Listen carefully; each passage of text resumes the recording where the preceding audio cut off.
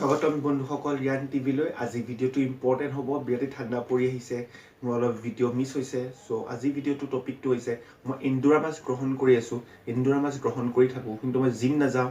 আৰু মোৰ একেটা টাইমত মাসুল গেইন হ'বনে নহয় মই এণ্ডুৰা মাছ খাই আছো কিন্তু মই ভাবো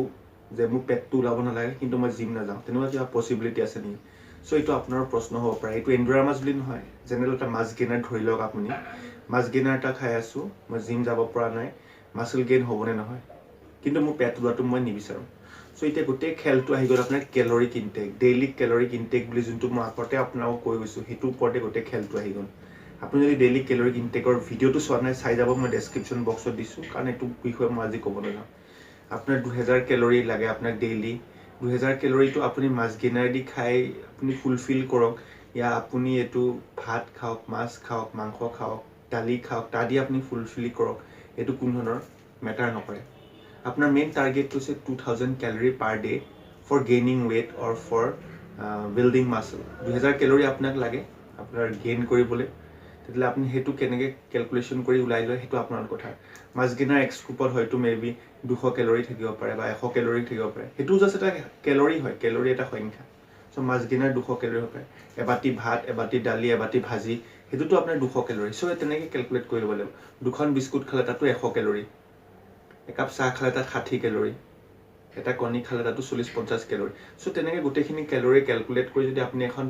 চিট পেপাৰ চিটত যদি আপুনি লিখি লয় যে ডেইলি মই এইখিনি কনজিউম কৰো সো মোৰ ক্যালোৰিটো কিমান যদি আপুনি ক্যালকুলেট কৰি পেলাই পাই লয় যে মোৰ 2000 ক্যালোৰি হৈ আছে তেতিয়ালে হেতু ক্যালোৰিত যদি আপোনাৰ ডেইলি ক্যালোৰি ইনটেক হয় তেতিয়ালে আপোনাৰ weight gain নহব 2000 ক্যালোৰিতকে যদি আপুনি 200 ক্যালোৰি বঢ়াই দিয়ে 300 ক্যালোৰি বঢ়াই দিয়ে তেতিয়া weight gain হ'ব